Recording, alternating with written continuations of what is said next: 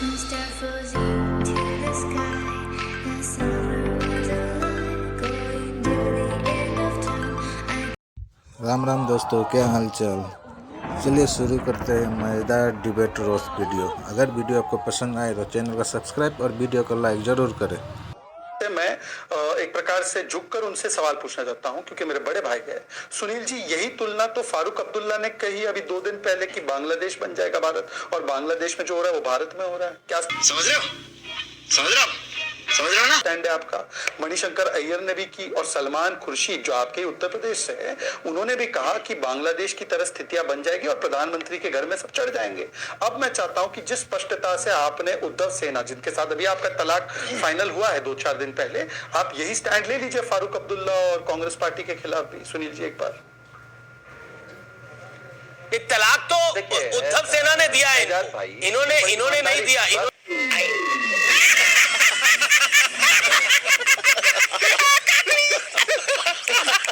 उद्धव सेना ने इनको बोला कि आप हटिए यहाँ से। उन्होंने बोला ये बी टीम। अच्छा जी, ये अभी क्लियर नहीं है। नहीं क्लियर है।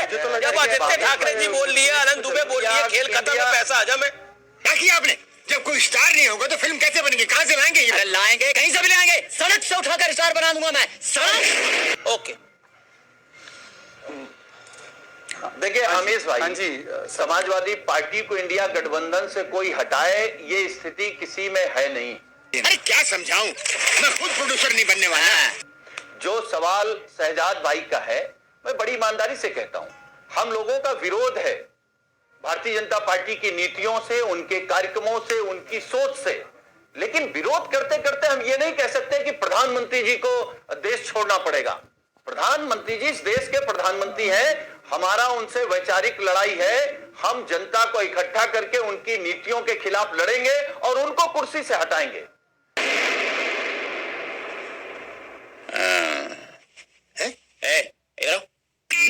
अरे तुम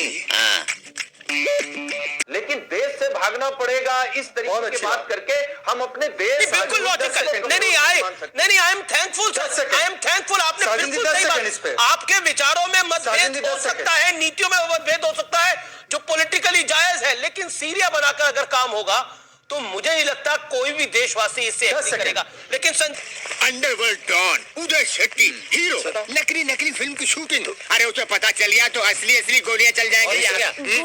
लेकिन मैं रुक करता हूं संजय राउत की पार्टी, मैं कह रहा हूं उबाटा को, आनंद दुबे एक मीम चल रहा था, और मैंने फडणवीस जी से का भी जब साक्षात्कार किया तो उनसे सवाल पूछा कि संजय राउत के ऊपर, और उस मीम में यह था कि संजय राउत पूरे पार्टी को सड़क पर लेके आ गए हैं, लेकिन जरा सा भी उन्हें घमंड नहीं है।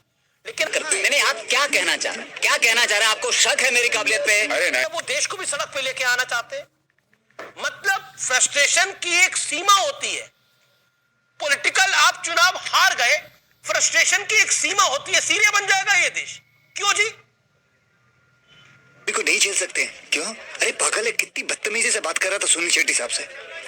मगर मुझसे थोड़ी सह लेंगे थोड़ा सा। अरे और अगर सीरिया बन जाएगा तो क्या आनंद दुबे और सुरक्षित रहेंगे? क्या संजय राउत खुद सुरक्षित रहेंगे क्या अगर सीरिया बन जाएगा ये देश? तो अरे नहीं रे पगले, ऐसा नहीं है।